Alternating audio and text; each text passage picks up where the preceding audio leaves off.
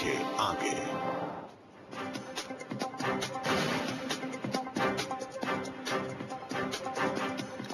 ABP news में आपका स्वागत है। आपके साथ मैं हूं सुमेरा खान। वक्त है बड़ी बहस का, और बड़ी बहस का मुद्दा आज ये कि क्या नरेंद्र मोदी के नाम पर रिश्ता तोड़ना सही है। नरेंद्र मोदी के नाम पर बीजेपी और जेडीयू का झगड़ा तो महीनों से चला आ रहा था, लेकिन आज बात रिश्ता तोड़ने तक पहुंच गई है। जेडीयू के नेता सुबह से ही कह रहे हैं कि 2-4 दिन में फैसला हो जाएगा। आडवाणी ने फोन करके नीतीश कुमार और शरद यादव से रिश्ता बनाए रखने की अपील की है। पटना में बीजेपी की बैठक भी हो रही है, लेकिन नीतीश और उनकी पार्टी के नेताओं के रुख को देखकर लग नहीं रहा कि 17 साल पुराना ये गठबंधन अब बचने वाला है। सवाल यह है कि क्या मोदी के नाम पर रिश्ता तोड़ना सही है।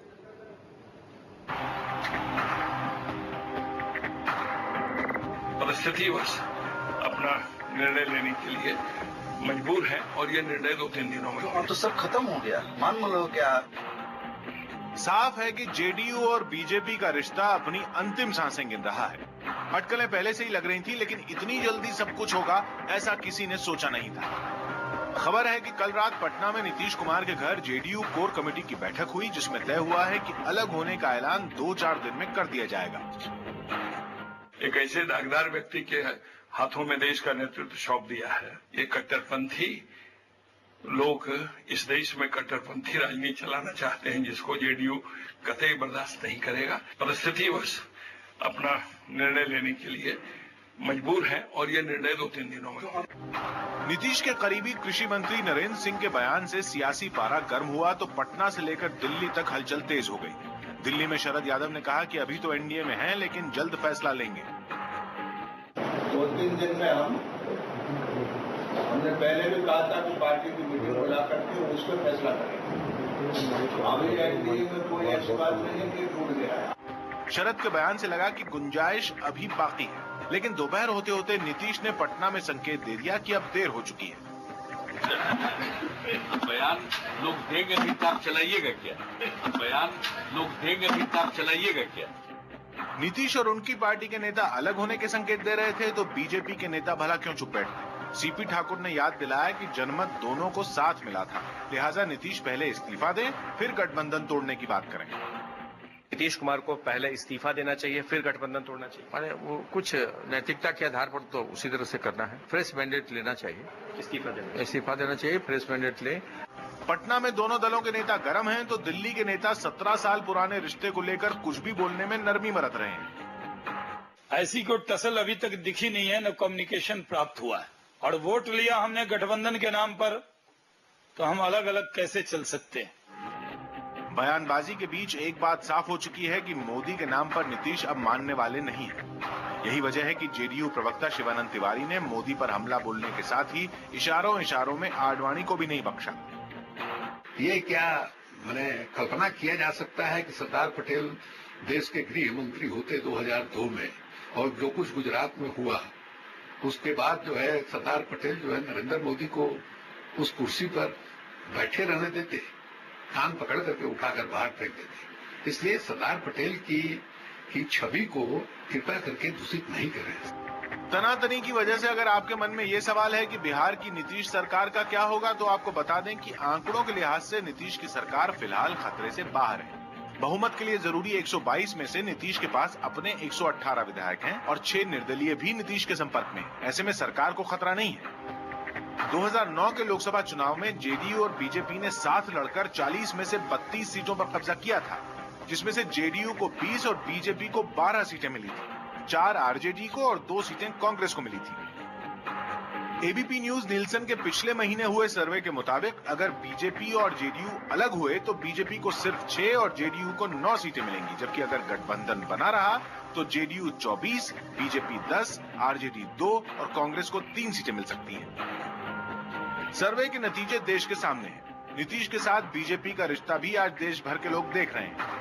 ऐसे में बड़ा सवाल यह है कि गठबंधन टूटने के बाद क्या बिहार में एक बार फिर से लालू का राज लौट सकता है, क्योंकि लोकसभा के ठीक अगले साल बिहार में विधानसभा के चुनाव भी होने हैं।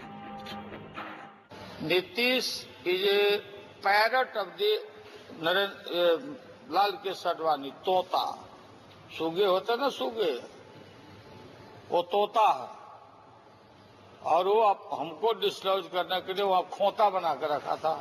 होता घोषणा।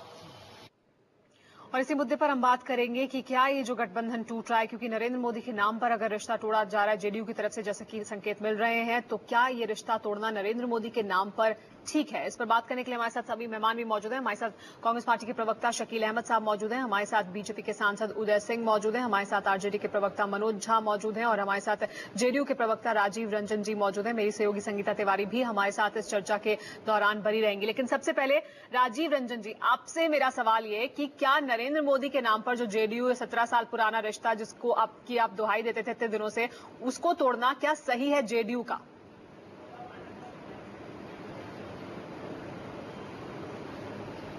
देखिए, अभी तक गठबंधन तोड़े जाने का कोई औपचारिक ऐलान नहीं हुआ है। हम भारतीय जनता पार्टी के राष्ट्रीय कार्य समिति में लिए गए फैसले का हम लोगों ने संज्ञान लिया है। उनकी गतिविधियों पर हमारी पार्टी की नजर है और हमारे नेता नीतीश कुमार जी ने ये कहा है कि जल्द हम बैठक करेंगे और स्थितियों पर विचार करने के बाद कोई राजनीतिक निर्णय लेंगे। राजीव रंजन जी, ठीक है, फैसला नहीं हुआ है, जरूर कहना चाहते हैं। राजीव रंजन जी, आखिरी फैसला नहीं हुआ है के नाम, राजीव रंजन जी, आखिरी फैसला नहीं हुआ है, लेकिन आपकी पार्टी के नेता दागदार कह रहे हैं नरेंद्र मोदी को आप बिहार में आने नहीं देते। नरेंद्र मोदी के नाम पर ही नाराज है ना जेडीयू, तो उस पर क्या रिश्ता तोड़ना सही है या उसकी तरफ बढ़ना सही है? देखिए, अगर नेशनल एजेंडा ऑन गवर्नेंस जिस पर इस गठबंधन की बुनियाद पड़ी है, आज से 17 साल पहले जो 3 विवादित मुद्दे थे, उन मुद्दे पर हमारी असहमति जाहिर थी और पार्टी ने अगर गठबंधन में शामिल होने का फैसला किया था तो ये एक एग्रीमेंट था कि इन सवालों पर हम भविष्य में असहमत रहेंगे और हमारी भावनाओं का सम्मान भारतीय जनता पार्टी को करना होगा। आज नेशनल एजेंडा ऑन गवर्नेंस का स्थान पर्सनल एजेंडे ने ले लिया है। अगर पर्सनल एजेंडे पर भारतीय जनता पार्टी बढ़ना चाहती है तो इस पर हमारा सख्त ऐतराज है और हमने अपना ऐतराज जताया है। जो स्थितियां बन रही हैं, गठबंधन को बनाए रखने की जवाबदेही भारतीय जनता पार्टी की है, इसलिए कि अगर उकसावे की कार्रवाइयां हो रही हैं तो लगातार भारतीय जनता पार्टी के नेताओं की तरफ से, उनके फैसले से और बिहार आए उनके राष्ट्रीय नेताओं के जो बयान हैं उनसे स्थिति बीजेपी की जिम्मेदारी आप कह रहे हैं कि बनती है। सोचना था ठीक है, अगर नेशनल मौजूद है गवर्नेंस पर हम साथ हुए थे। ठीक, हमारे साथ मौजूद है उदय जी, बीजेपी को सोचना था, आपकी तरफ से उकसाया जा रहा है, ये कहना है जेडीयू का, तो क्या आपने नरेंद्र मोदी को आगे बढ़ाकर उकसाया है, जेडीयू को गठबंधन तोड़ने पर मजबूर कर रहे हैं?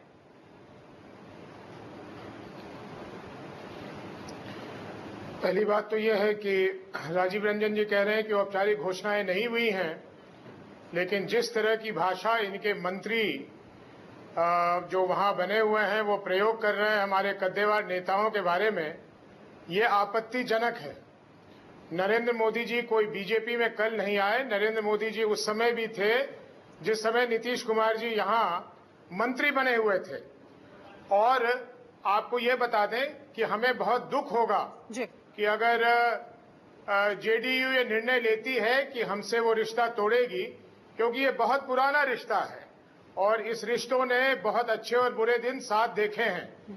लेकिन अगर ऐसा निर्णय होता है तो मेरा राजीव रंजन जी को ये सलाह होगा कि अपने नेता को कहें कि नैतिकता के नाम पे पहले इस्तीफा दें और विधानसभा को भंग करने की सिफारिश करें, क्योंकि इनको फिर सत्ता में बने रहने का कोई भी इनके पास कोई ये बिल्कुल गलत होगा। राजीव रंजन, हम लोग साथ में चुनाव लड़े थे और हम लोगों को साथ चुनाव के आधार पर लड़ना चाहिए। इस्तीफा नहीं, 1 मिनट में बोल दूं। ये सुबह से खबर आ रही है, 1 मिनट, सुबह से खबर आ रही है कि ये निर्दलीय लोगों से बात कर रहे हैं, निर्दलीय विधायकों से बात कर रहे हैं। ये गलत होगा। नैतिकता की अगर ये बात कर रहे हैं तो इनको इस्तीफा देना चाहिए, विधानसभा भंग होना चाहिए। हम जो 32 सांसद हैं हमें भी इस्तीफा देना चाहिए और फिर से नए चुनाव में जाना चाहिए। सामने आ जाएगा कि लोग किसके साथ हैं। जी संगीता, आप भी सवाल पूछना चाहती थी राजीव रंजन? मैं राजीव रंजन से ये पूछना चाहती थी, राजीव जी 3 साल पुरानी तस्वीर है मोदी और नीतीश कुमार की, जिसमें पंजाब में दोनों हाथ एक साथ जोड़ के खड़े थे मंच पे। उस समय दाग जो थे वो नजर नहीं आ रहे थे। महज 3 साल पुरानी ये तस्वीर है, अगर आपको याद हो तो। तो आज नरेंद्र मोदी के नाम पर इतनी आपत्ति क्यों हो गई कि 17 साल पुराना गठबंधन तोड़ने को तैयार है?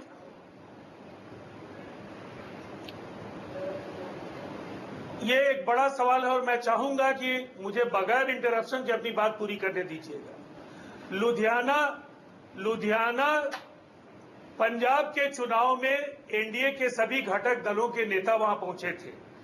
आपको एक बात मैं स्पष्ट करना चाहूंगा कि हमारा गठबंधन राष्ट्रीय जनतांत्रिक गठबंधन में केवल बिहार में है, और जिस समय वो पंजाब में भी गए थे नीतीश कुमार जी, तो हमारा गठबंधन बिहार के बाहर झारखंड में था केवल। वहां गठबंधन के अलग अलग घटक दलों के नेता उस मंच पर आए थे, और नरेंद्र मोदी जी गुजरात में भारतीय जनता पार्टी के मुख्यमंत्री हैं, जो सिंगल पार्टी वहां की सरकार थी, वहां के मुख्यमंत्री के तौर पर वहां वो आए थे। हमारा भारतीय जनता पार्टी के खिलाफ हम गुजरात में चुनाव लड़ते रहे हैं और लगातार चुनाव हमने लड़ा है। राजीव जी मंच साझा कर रहे थे, हाथ जोड़ के साथ में खड़े थे। के खिलाफ हम लगातार लड़ते रहे हैं। नहीं, लेकिन मंच साझा किया, साथ में हाथ लेकर मीडिया के सामने वो हाथ एक साथ दिखाया, वो तस्वीरें हैं, वो तस्वीरें कैद हुई है। राजीव रंजन जी, उन तस्वीरों से कैसे पलट जाएंगे आप? आपकी प्रतिक्रिया और आगे भी लेंगे, लेकिन हमारे साथ जो बाकी मेहमान है उन्हें भी शामिल कर लेते हैं। शकील अहमद साहब, लेकिन अब जब ये गठबंधन टूटने की कगार पर आ गया है, बल्कि टूटने ही वाला है ऐसा दिखाई दे रहा है, लेकिन ये तो तीसरे मोर्चे की बातें होने लगी, ममता बनर्जी से बात हो रही है। सुमेरा जी, अभी आपने भारतीय जनता पार्टी के राजीव प्रताप जी ने जो बातें कही हैं वो बहुत ही ऐसी बातें जो गठबंधन धन के विपरीत है, भावना के विपरीत। और मैं समझता हूं कि उन्होंने जो विधानसभा को भंग करने की सलाह दी है, गठबंधन तोड़ने के लिए हम कितने तत्पर हैं और उनके बॉडी लैंग्वेज और उनके बयान क्या कहते हैं, वो तस्वीर जाहिर करता है कि जिस गठबंधन के बल पर वो मेंबर ऑफ पार्लियामेंट हुए हैं, आज उस गठबंधन को वो सलाह दे रहे हैं नीतीश कुमार को कि पहले विधानसभा को भंग कराने की बात वो कहते हैं। ऐसे सलाहों से बचे। लेकिन राजीव रंजन जी, लेकिन राजीव रंजन जी, नाराजगी जनता के बीच आई है, लेकिन हमारा ये कहना है कि हमने मैंडेट लिया है लॉ एंड ऑर्डर के लिए, और हमने उस मैंडेट को सही अर्थों में इम्प्लीमेंट करके दिखाया। लॉ एंड ऑर्डर अभी याद आने लग गया है, अभी थोड़े दिन में और कुछ याद आएगा। लेकिन मैंडेट तो साझा था, लेकिन मैंडेट तो साझा था ना, गठबंधन की बात थी ना, नैतिकता की बात तो है। जी चलिए इस पर बात करेंगे, इस पर बात करेंगे। हमारे साथ जो बाकी मेहमान है उनकी प्रतिक्रिया भी लेंगे। फिलहाल रुक रहे हैं, कुछ देख लें।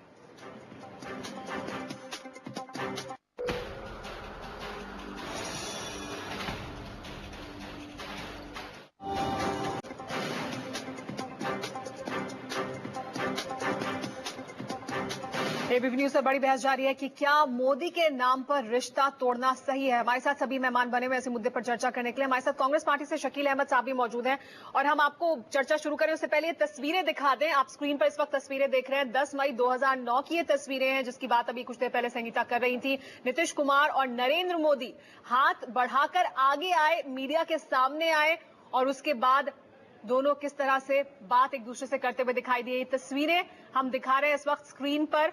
राजीव रंजन जी, तस्वीरें हम दिखा रहे हैं वो 10 मई 2009 की, जिसमें आए सामने नरेंद्र मोदी और नीतीश कुमार हाथ में हाथ लिए। फिर अब इतना परहेज क्यों नरेंद्र मोदी से कि गठबंधन तोड़ने की बात हो रही है?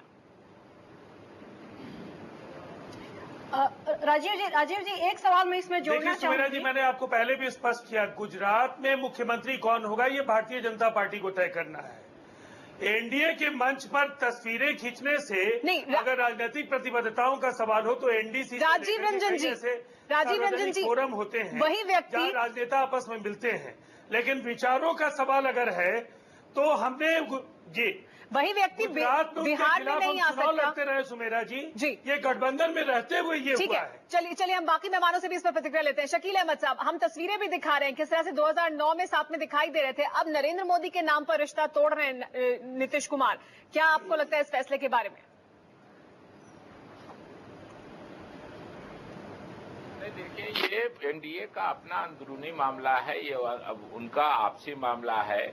जेडीयू अभी भी साथ है। ठीक कहा नीरज जी ने कि घोषणा नहीं हुई है, जब घोषणा हो जाएगी तब एक राजनीतिक पर्यवेक्षक की हैसियत से हम लोग कोई टिप्पणी करेंगे। अक्सर होता है, मैं राजीव रंजन बोल रहा हूँ, नीरज जी मैं नहीं, मैं राजीव रंजन बोल रहा हूँ। शकील साहब, राजीव रंजन जी, चलिए हाँ, राजीव रंजन जी की बात, जेडीयू के प्रवक्ता हैं, बड़े नेता हैं बिहार के राजीव रंजन जी। नीरज जी भी अक्सर आते हैं, इसलिए कभी कभी मेरे मुंह से निकल गया।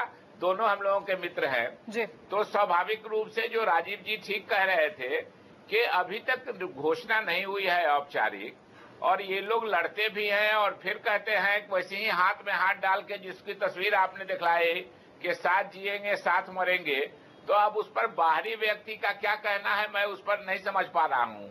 लेकिन एक बात उदय जी ने बात की है, उदय जी से एक बात पूछना चाहता हूँ, हमारे बड़े पुराने मित्र हैं, हम लोगों के साथ थे, कि अभी मैं गया था उनके क्षेत्र में पूर्णिया में जहाँ से वो सांसद हैं, और वहां मालूम हुआ कि उन्होंने नीतीश कुमार जी के खिलाफ और उस सरकार के कार्यकाल के खिलाफ और इनको जो सहयोग नहीं मिल रहा है, एक बड़ी चौड़ी लंबी चौड़ी वेदना रैली की थी कि एक सांसद की क्या वेदना है कि सरकार अपनी होते हुए भी हमारे साथ ये अव्यवहार किया जा रहा है।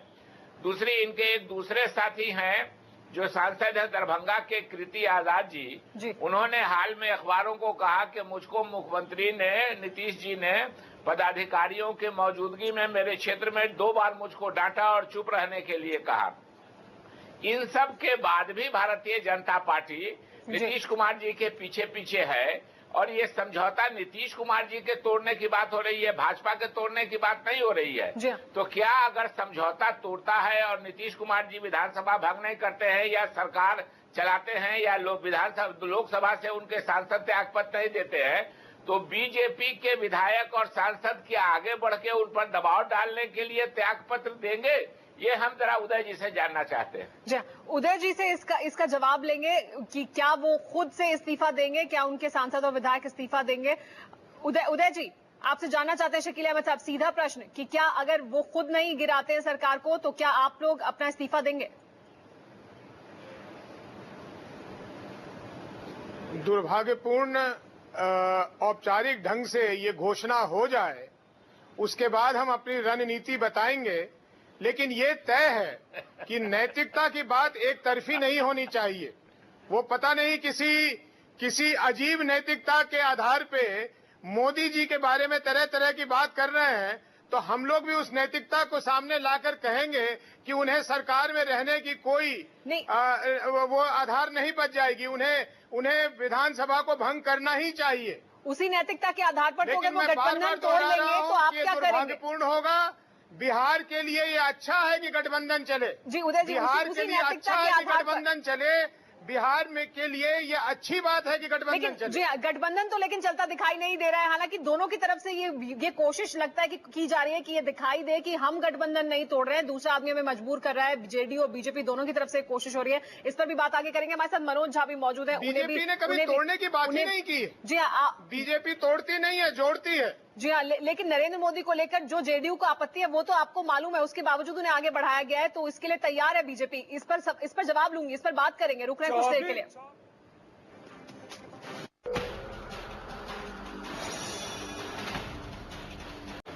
बिहार बीजेपी का अहम बयान सामने आया। बैठक चल रही थी सुशील मोदी के घर पर, वो बैठक खत्म हो गई है। मंगल पांडे ने पत्रकारों से बात कर रहे हैं। यहाँ पे जिस प्रकार की गतिविधियां कल और आज चली, जदयू के कुछ मित्रों ने कुछ कहा, तो उसको लेकर चिंता हम लोगों के मन में आई और उस कारण हम सब लोग बैठे हैं। और बैठने के बाद फिर जो बातें हुई है केंद्रीय नेतृत्व से भी बात करेंगे। अब जदयू क्या कर रहा है, लेकिन हर आदमी मिलता रहता है, लेकिन अब वो क्या कर रहा है उस पर मैं जी की किससे बात हुई? नहीं, जो अभी समाचार मुझे मिले हैं टीवी चैनलों के माध्यम से ही कि माननीय लाल कृष्ण आडवाणी जी की नीतीश कुमार जी से और शरद यादव जी से बात हुई है। ये समाचार अभी प्राप्त हुआ। लेकिन जेडीयू के जो मंत्री हैं नरेंद्र सिंह, उन्होंने साफ कहा कि अगर मोदी आते हैं तो हम बीजेपी के साथ नहीं रहेंगे। मैंने कहा ना कि अधिकृत व्यक्ति बोले, जिनके बोलने का मतलब ये हो कि वो निर्णय। नरेंद्र सिंह जी पहले भी कुछ बोलते रहे, हमारे सम्मानित नेता हैं, वरिष्ठ नेता हैं। शिवानंद तिवारी जी भी कई बार बोल चुके हैं, लेकिन वो पार्टी का उनका निर्णय नहीं होता है। तो जब तक पार्टी का कोई ऑफिशियल स्टेटमेंट नहीं आता है, तब तक हम मानते हैं कि हम आज भी गठबंधन में हैं। हम मानते हैं हम साथ में गठबंधन को लेकर आगे चल रहे हैं और हम अंतिम व्यक्ति होंगे जो इस गठबंधन को तोड़ने की बात करेंगे। हम गठबंधन को मजबूत करने वाले लोग हैं और कुछ अपना नुकसान सह के भी मजबूत करने वाले लोग हैं, इसलिए कभी भी हम सब लोग इस गठबंधन को मजबूती के साथ आगे ले जाना चाहेंगे। तो क्या ये माना जाए कि नरेंद्र मोदी को एक तरह से छोड़ने आप लोग नहीं चाह रहे कि उनको आगे बढ़ाया जाए, उनकी मंशा है? नहीं, चुनाव अभियान समिति के हमारे अध्यक्ष हैं, उनके नेतृत्व में चुनाव अभियान चलेगा पूरे देश में। यह पार्टी का निर्णय है, लेकिन प्रधानमंत्री का उम्मीदवार का निर्णय अभी पार्टी फिर करेगी। तो ये मंगल पांडे जो बीजेपी के अध्यक्ष हैं, बिहार बीजेपी के अध्यक्ष, उनका ये अहम बयान कि हम गठबंधन के पक्ष में हैं, गठबंधन बना रहे इसके पक्ष में, बीजेपी गठबंधन तोड़ना नहीं चाहती है, ये उन्होंने कहा है। लेकिन हम चर्चा भी इसी मुद्दे को कर रहे हैं कि क्या नरेंद्र मोदी के नाम पर जो रिश्ता तोड़ने की बात हो रही है कि क्या वो ठीक है। हमारे साथ राजीव रंजन प्रसाद बने हुए हैं। राजीव रंजन जी, बीजेपी तो गठबंधन तोड़ना नहीं चाहती है, बैठक हुई है उसके बाद वो कह रहे हैं यानी आप लोग तोड़ना चाहते हैं गठबंधन, आपके सिर पर ठीकरा फोड़ेंगे।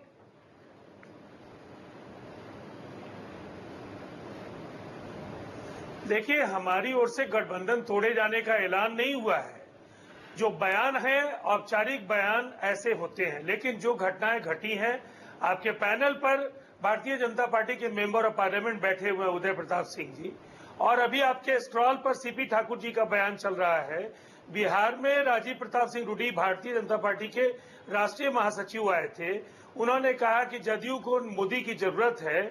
मुझे ऐसा लगता है ये जो बयान है, पार्टी के अंदर कथनी और करनी का जो फर्क है वो कहीं ना कहीं दिख रहा है।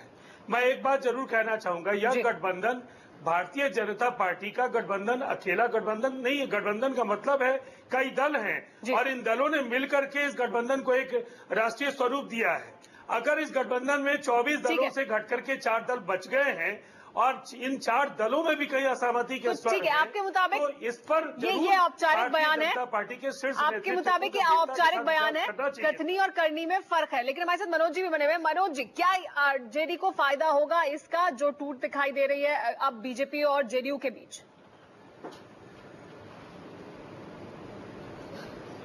शुक्रिया। मुझे लगा था कि शायद आपको ये स्मरण नहीं है कि मैं इस बहस का हिस्सा नहीं, मैं माफी चाहती हूँ आपसे। मैं उदय सिंह जी को सुन रहा था और नहीं कोई बात नहीं।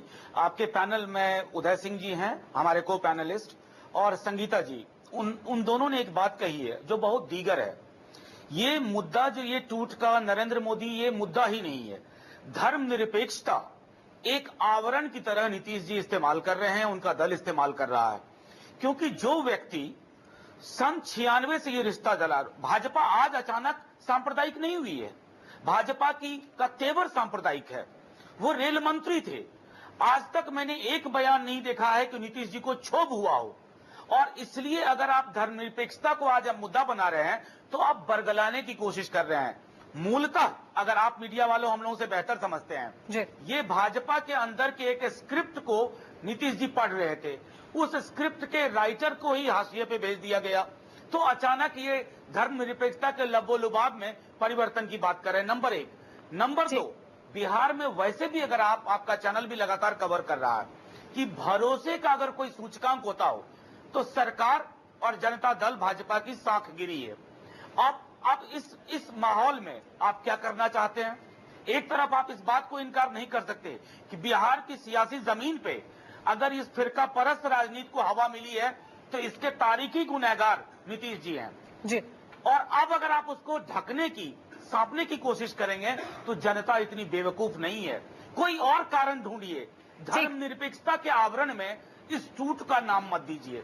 धर्मनिरपेक्षता आहत होती है, चोटिल होती है, उसको आपने पहले भी वैसे बहुत चोटिल किया। राजीव रंजन जी, सीधा आरोप जेडीयू पर कि धर्मनिरपेक्षता का आवरण आपने पहना हुआ है और जब जरूरत होती है उसका इस्तेमाल करते हैं नीतीश कुमार, और इसी वजह से नरेंद्र मोदी का नाम लेकर आप गठबंधन से बाहर हो रहे हैं। मनोज झा जी जिस पार्टी के नेता हैं, लालू प्रसाद जी 1974 में छात्र संघ के अध्यक्ष हुए थे विद्यार्थी परिषद की मदद से, और उनकी पूरी यात्रा आरएसएस और भारतीय जनता पार्टी के साथ मस्जिद नहीं जो गिरी थी, सत्ता के शीर्ष पर वो पहुंचे हैं, उसमें उनका सक्रिय योगदान रहा है।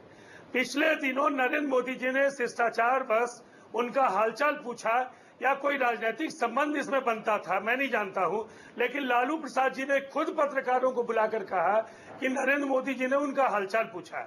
मुझे ऐसा लगता है कि बिहार में जिस तरह से कामेश्वर यादव विषय को हल्के फुल्के तरीके से प्रस्तुत मत करिए।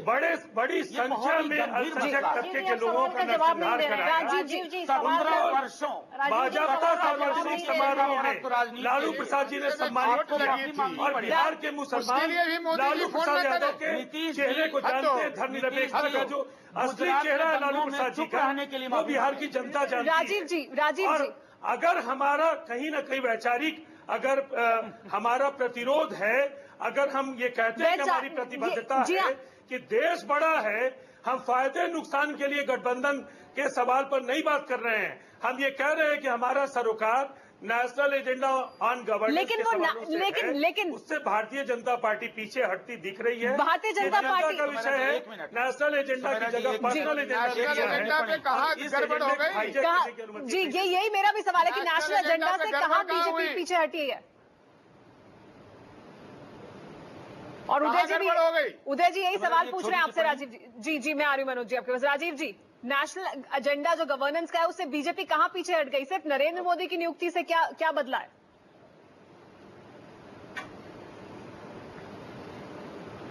नहीं, बिल्कुल नहीं। पिछले दिनों जिस तरह से ये छद्म युद्ध लड़ते रहे, आपने उदय प्रताप जी से पूछा है। उदय प्रताप जी आपसे ये सवाल पूछ रहे हैं कि बीजेपी कहां पीछे हटी उस एजेंडे से।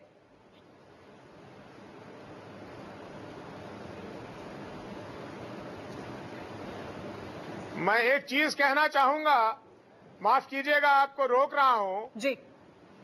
बीजेपी के लाखों कार्यकर्ताओं की अनदेखी करके, हमने उनकी नाराजगी को बर्दाश्त करके भारतीय जनता पार्टी ने नीतीश जी के साथ पूरा सहयोग किया है कामकाज करने में।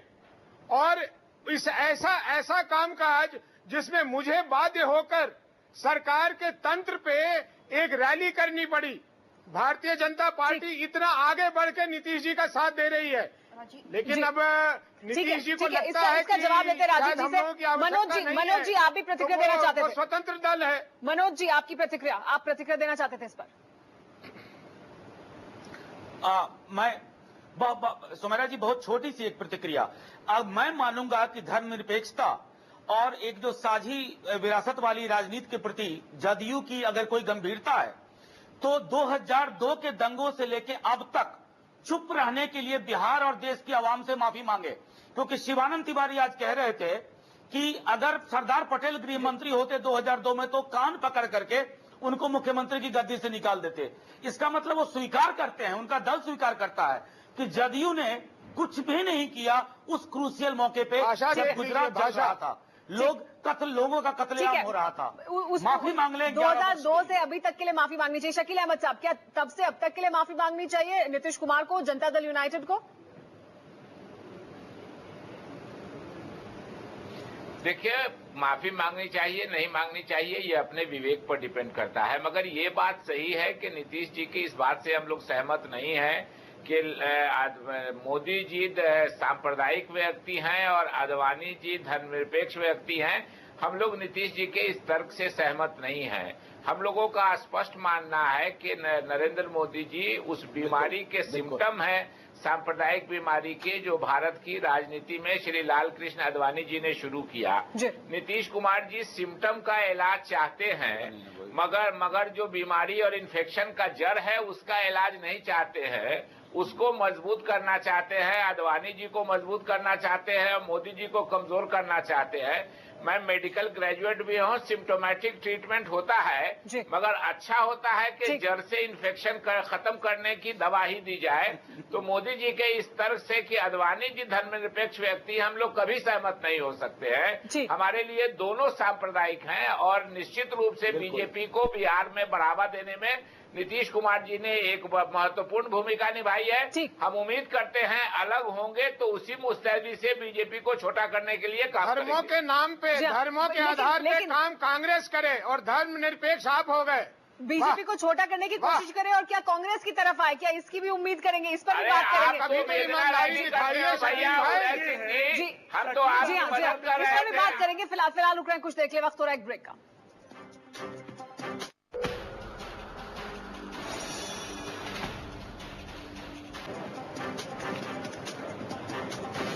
क्या मोदी के नाम पर रिश्ता तोड़ना सही है? एबीपी न्यूज पर एक बड़ी बहस जारी है। अभी तक इस चर्चा के दौरान क्या कुछ निकलकर सामने आया है, क्या पक्ष में विपक्ष में तर्क है, आपको बता दें। उदय सिंह जो बीजेपी से, उनका यह कहना है कि गठबंधन तोड़ने से पहले नीतीश बिहार विधानसभा भंग करें, बीजेपी और जेडीयू के सभी 32 सांसद इस्तीफा दें।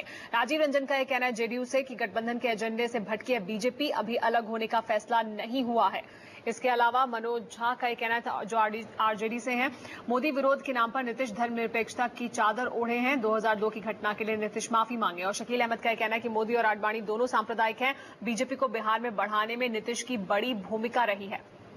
और इसी मुद्दे पर इरफान का कार्टून भी हम आपको दिखा दें। इरफान का जो कार्टून है वो देखिए, एनडीए तीरों की शैया पर और नीतीश कुमार अपना तीर निकालकर जा रहे हैं, लाल कृष्ण आडवाणी उनके साथ। इरफान का कार्टून। हमारे साथ सभी मेहमान भी मौजूद हैं जिनके साथ हम इसी मुद्दे पर चर्चा कर रहे हैं कि क्या नरेंद्र मोदी के नाम पर रिश्ता तोड़ना सही है। शकील अहमद साहब, आप ये कह रहे थे कि अब अगर आगे बढ़े नीतीश कुमार तो इस पर आगे बढ़कर उन्हें बीजेपी को छोटा करने की कोशिश करनी चाहिए, तो क्या फिर कांग्रेस पार्टी की तरफ आना चाहिए? नहीं, देखिए, आज की तारीख में नीतीश कुमार जी बीजेपी के साथ हैं और जब तक वो बीजेपी के साथ हैं हम कोई उनके साथ हाथ मिलाने की कल्पना भी नहीं कर सकते हैं। जब वो ये ऐलान कर देंगे कि हम बीजेपी से अलग हो गए, हमने उनका साथ छोड़ दिया, उसके बाद कांग्रेस विचार करेगी कि क्या करना है। लेकिन जब तक वो बीजेपी के साथ है, कांग्रेस का बहुत स्पष्ट स्टैंड है कि कोई पार्टी या कोई नेता जब तक बीजेपी के साथ रहेगा हम उससे कोई समझौता नहीं करेंगे। अभी झारखंड का मामला है, मैं वहां का प्रभारी हूं, जब तक जेएमएम साथ था बीजेपी के हमने कोई बात नहीं की। अब जेएमएम अलग हो गया है पिछले 6 महीने से, तो थोड़ी बात चल रही है, लेकिन जब तक वो बीजेपी के साथ रहेंगे हम लोग कोई संबंध उनसे नहीं रखना चाहेंगे। जी उदय जी, लेकिन बीजेपी की तरफ से, जो अभी बीजेपी की तरफ से बिहार से भी बयान आया कि हम गठबंधन नहीं तोड़ना चाहते, लगातार बीजेपी की तरफ से कहा जा रहा है क्या, लेकिन बीजेपी को तो मालूम था, जेडीयू तो लगातार अपनी, और नीतीश कुमार खासतौर पर नरेंद्र मोदी को लेकर उनको क्या रिजर्वेशन है, ये तो वो लगातार कहते रहे। ये जानते बूझते आपने नरेंद्र मोदी को आगे बढ़ाया, तो इसके लिए तो बीजेपी फिर तैयार थी इस गठबंधन को तोड़ने के लिए।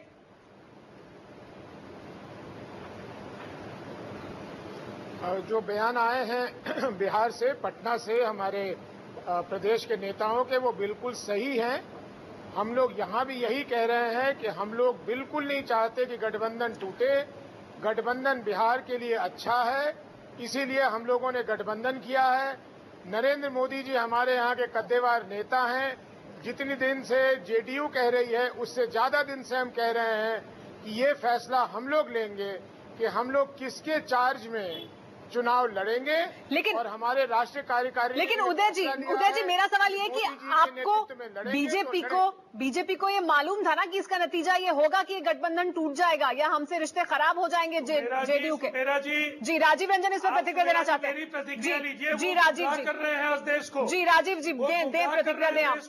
जी, ये फैसला भारतीय जनता पार्टी नहीं ले सकती है कि एनडीए की अगुवाई कौन करेगा।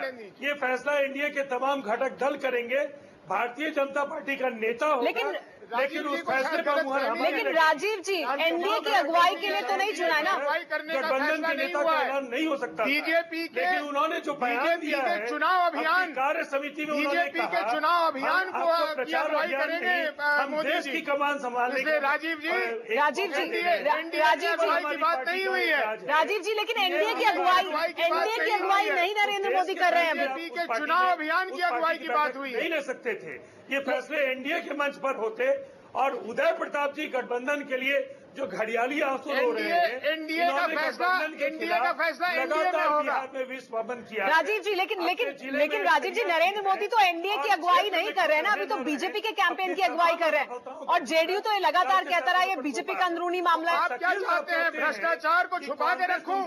कांग्रेस तब देखेगा कि आप अगर बिहार में भ्रष्टाचार है उसे छुपाओ। कांग्रेस की स्थिति अभी ऐसी नहीं है, इतनी बड़ी बात है कांग्रेस देश जी ठीक है, हमारे पास इतना ही समय। राजीव रंजन जी और देश की जी ठीक है, राजीव रंजन जी इतना ही समय मुझे यहीं पर रोकना पड़ेगा। आप सभी मेहमानों का बहुत बहुत शुक्रिया हमारे साथ इस चर्चा में जुड़ने के लिए। लेकिन नीतीश कुमार अब अगर ये गठबंधन तोड़ रहे हैं, जैसे कि संकेत साफ दिखाई दे रहे हैं, नीतीश कुमार या बीजेपी की तरफ से, हालांकि बीजेपी की तरफ से बयान ये आ रहा है कि वो गठबंधन तोड़ना नहीं चाहते, दोनों कोशिश ये कर रहे हैं कि ये ना दिखाई दे कि वो उनकी तरफ से तोड़ा जा रहा है या उन्होंने इस गठबंधन को तोड़ा है। इसके बाद क्या बिहार में राजनीतिक समीकरण बनेंगे, उस पर भी नजर बनी रहेगी। लेकिन नीतीश कुमार को कई जवाब भी देने होंगे। रुक रहे हैं कुछ देर के लिए, आके देखिए आज के बाद।